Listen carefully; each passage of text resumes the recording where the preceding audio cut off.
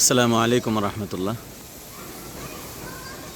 দেশ প্রবাসে যেখান থেকে আমাদের ভিডিওটা দেখছেন, আমাদের ইখওয়ান টাওয়ার নিচের থেকে দেখছেন।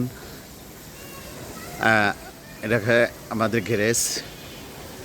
এরপর হচ্ছে প্রথম তলা, দ্বিতীয় তলা, তৃতীয় তলা, এভাবে আমাদের কয়টা ছাদ দেওয়া হয়েছে?